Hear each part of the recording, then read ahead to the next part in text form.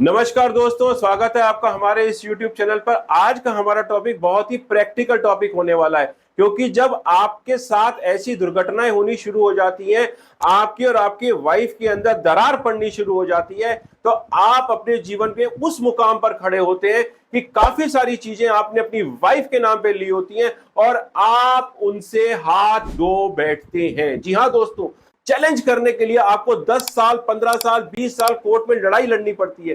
तब तक वो प्रॉपर्टीज खत्म हो चुकी होती हैं, बिक चुकी होती हैं और पता नहीं वो प्रॉपर्टी कहां से कहां चली गई होती है। तो आज की इस वीडियो में आप अंत तक बने रहिए, क्योंकि कई सारी वीडियोस में आपने ये सुना होगा कि वाइफ के नाम पर प्रॉपर्टी लेने से कितने सारे फायदे हैं, लेकिन आज की इस वीडियो में हम आपको बताएंगे कि अगर आपने अपनी वाइफ के नाम पर प्रॉपर्टी में पैसा इन्वेस्ट किया है और सेल डीड, गिफ्ट डीड आपने अपनी वाइफ के नाम पर करी है, तो आपको कितना नुकसान पहुंच सकता है। हमारे इंडिया के अंदर काफी सारे कोर्ट के अंदर केसेस डाइवोर्स के पेंडिंग हैं।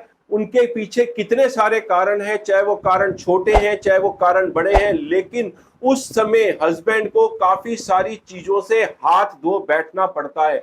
आप कोर्ट में खड़े होके अपने ऊपर एलिगेशन भी सुनते हैं और अपनी प्रॉपर्टी को और पैसे को भी गवा बैठते हैं।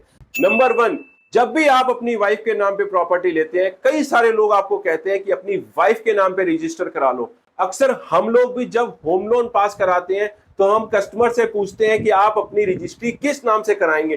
वो हमें रिप्लाई देते हैं क्योंकि स्टैंप ड्यूटी में बचत होती है तो वो प्रॉपर्टी अपनी वाइफ के नाम पे रजिस्टर कराते हैं। दिल्ली के अंदर अगर हम देखेंगे तो स्टैंप ड्यूटी पे मात्र 2% का फर्क पड़ता है। आपके एरिया में, आपके शहर में कितना फर्क पड़ता है ये आप अपने डॉक्यूमेंट राइटर से पूछ सकते हैं। लेकिन ये जो 2% का डिफरेंस है, ये कोई मेजर डिफरेंस नहीं कहलाता।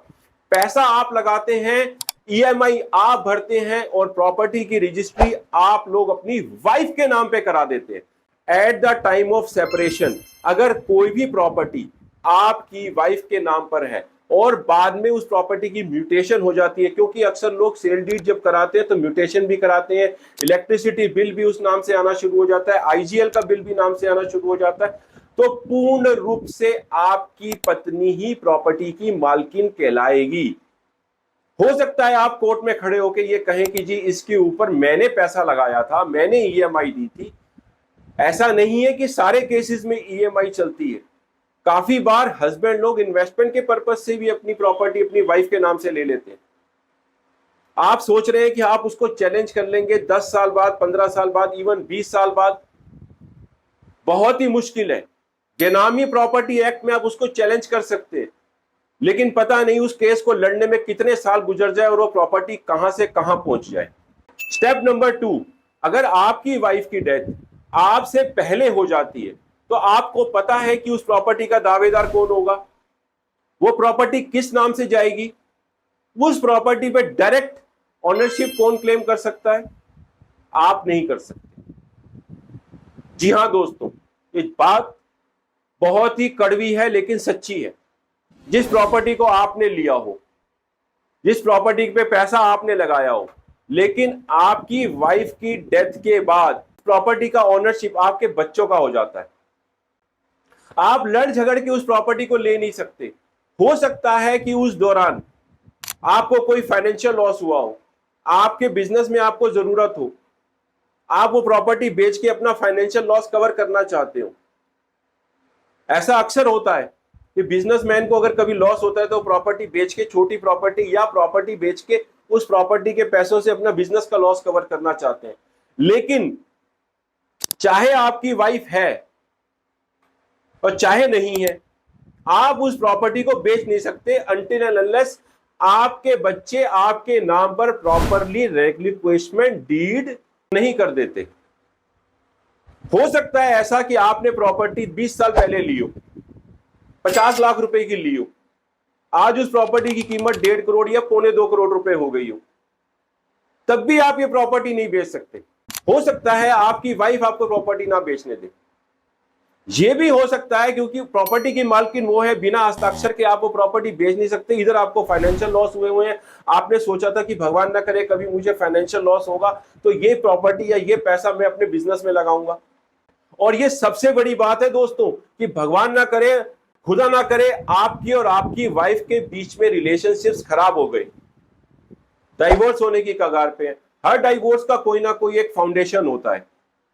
कोर्ट के अंदर कई सारी दलीलें जी जाती हैं, कई बार आपको मेंटल टॉर्चर से गुजरना पड़ता है। हो भी सकता है कि आप जिस प्रॉपर्टी में रह रहे हो और वो प्रॉपर्टी आपकी वाइफ के नाम पर है, ये भी हो सकता है कि आप उस प्रॉपर्टी पे रहने का भी अधिकार खो दें। जी हां, आपके ऊपर मानसिक उत्पीड़ना के चैलेंज लगने लग जाए। और दूसरी तरफ अगर आपके नाम पर यह प्रॉपर्टी हुई, अक्सर ऐसा हम सुनते हैं कि वाइफ लोग डाइवोर्स के टाइम पे 50% क्लेम करने की कोशिश करती है। बड़े बड़े सेलिब्रिटीज के बारे में आपने सुना होगा कि फलाना की वाइफ ने फलाना के ऊपर 50% के ऊपर चैलेंज कर दिया, लेकिन वो एक हाई प्रोफाइल केसेस होते हैं, उनकी सेटलमेंट अलग होती है। एक वाइफ अपने पति से सिर्फ और सिर्फ गुजारा भत्ता ही मांग सकती है, प्रॉपर्टी के ऊपर उसका डायरेक्टली कोई चैलेंज नहीं होता।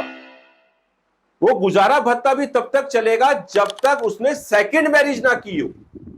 जहां आपकी डाइवोर्स वाइफ ने सेकंड मैरिज कर ली, आपका गुजारा भत्ते देने की जो रिस्पॉन्सिबिलिटी है वो भी खत्म हो जाएगी। तो भविष्य में कभी भी आप कोई प्रॉपर्टी लेने जा रहे हो तो इन पॉइंट्स को अपने दिमाग में जरूर रखिएगा, इन पॉइंट्स के ऊपर जरूर चर्चा करिएगा। क्या मैं ये सही स्टेप लेने जा रहा हूं? क्या ये मेरा स्टेप एक उचित स्टेप है? ऐसी ही और अधिक जानकारी के लिए आप इस चैनल को सब्सक्राइब कीजिए। मिलते हैं एक नए वीडियो में, तब तक के लिए टेक केयर एंड थैंक्स।